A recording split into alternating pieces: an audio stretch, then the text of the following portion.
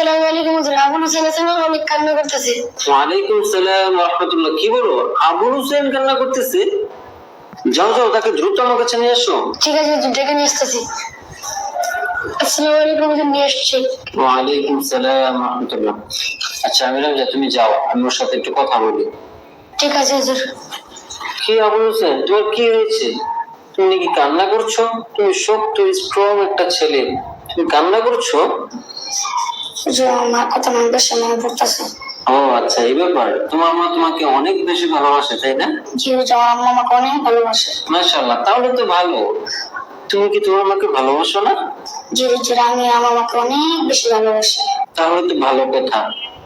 তোমার মার একটা ইচ্ছা আছে, সেই ইচ্ছাটা তোমার মা আমার সাথে প্রকাশ করেছে। তুমি কি তোমার মার ইচ্ছাটা পূরণ করতে চাও না? জি হুজুর, আমার মার সব ইচ্ছা আমি পূরণ করবো। আমার বাবা নেই, ছোটকাল থেকে আমার আম্মা আমার কোনো ইচ্ছা পূর্ণ রাখেনি। তোমার মার ইচ্ছে হলো তুমি একজন কোরআনে হাফেজ হও। তোমার বাবার খুব ইচ্ছে ছিল তোমার মুখ থেকে কোরআন তেলাওয়াত শুনবে, কিন্তু তা তো আর হলো না।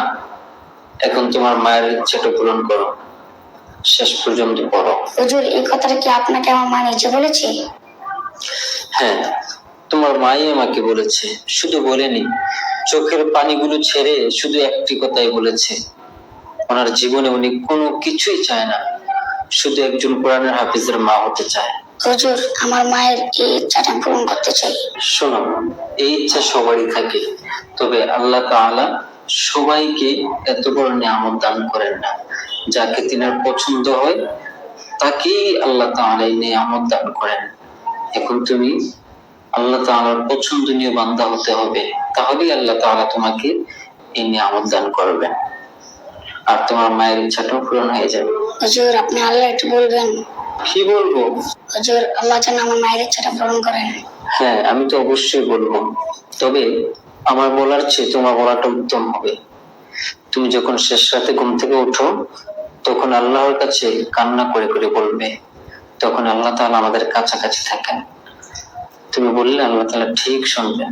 ঠিক আছে হুজুর, যতদিন আমি হাফেজ না হই ততদিন আল্লাহ তাআলার কাছে এভাবে কান্না করে করে দোয়া করব।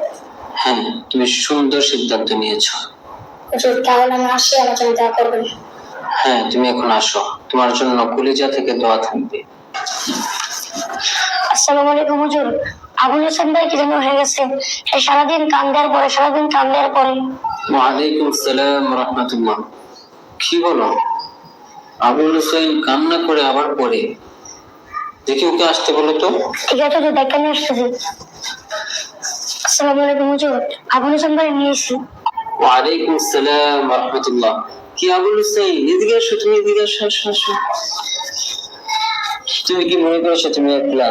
তোমার সাথে আমরাও আছি, অনেক ছাত্ররা এখানে একসাথে পড়াশোনা করো। এখন তোমার যখন মন খারাপ হবে, তুমি সাথে সাথে আমার কাছে চলে আসবে, ঠিক আছে? তুমি মনে করবে তোমার মাও আমি, তোমার বাবাও আমি, ঠিক আছে? এখন যখন তুমি নিয়ত করেছো যে তুমি তোমার মায়ের ইচ্ছে পূরণ করবে, তখন তোমাকে শয়তান ধোঁকা দিবে, এটাই স্বাভাবিক। এই জন্য তোমার শক্তি এবং তোমার ইচ্ছাটা তুমি কাজে লাগাতে হবে, ঠিক আছে? যখন বেশি কান্না চলে আসবে, অবশ্যই তুমি আল্লাহর কাছে আশ্রয় চাবা। আশ্রয় চাইলে কি হবে? আল্লাহ তাআলা তোমার মনটাকে শান্ত করে দিবে, ঠিক আছে?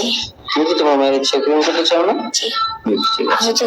যদি আপনি আমাকে বেশি বেশি করে আদর করেন, তাহলে আমার কথা আর মনে পড়বে না। মায়ের ইচ্ছা আর উস্তাদের ভালোবাসা, এই দুইটি নিয়ামত মানুষের জীবন বদলে দিতে পারে। যে সন্তান মা বাবার স্বপ্নকে নিজের লক্ষ্য বানায় আর উস্তাদের দিক নির্দেশনা মেনে চলে, সে কখনো পথ হারায় না, বরং একদিন আলোর পথেই পৌঁছে যায়।